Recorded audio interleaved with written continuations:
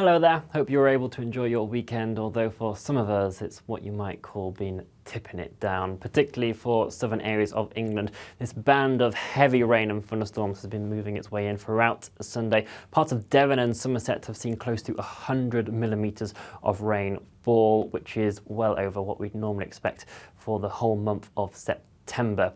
These will be steadily progressing their way northwards as we head throughout Sunday evening, generally easing off a touch, but there is still the risk across southeastern areas of England that we start to see a few more potent thunderstorms developing here throughout the night. Not everyone will see them, but they could bring, again, some torrential downpours of rain, so do take care. Further towards the north and west, the rain will also be intensifying for western Scotland, turning quite persistent in places. A good amount of cloud around elsewhere, so really quite a mild night for most of us, holding up between 13 and 17 degrees Celsius for most of our towns and cities.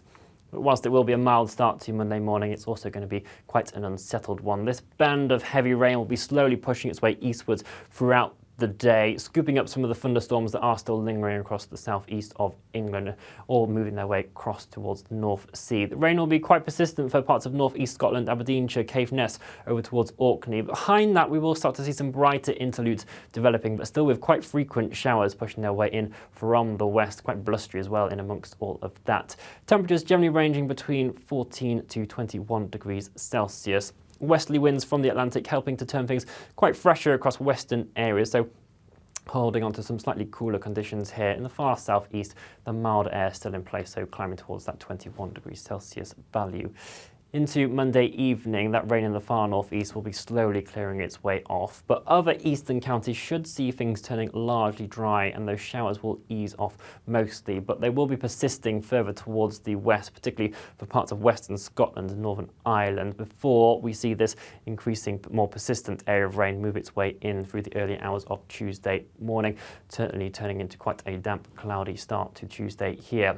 We'll probably see an early minimum in temperatures for parts of Northern Ireland, so it could be quite a fresh, cool evening, but the temperatures just rebounding close towards that 10 degrees Celsius value as you head towards dawn on Tuesday. Further towards the east, where we hold on to the clearest skies for the longest overnight, that will allow those temperatures to drop off more so, and particularly for southern areas of England, it will be quite a fresher and cooler night to come compared to some recent ones that we have had of late.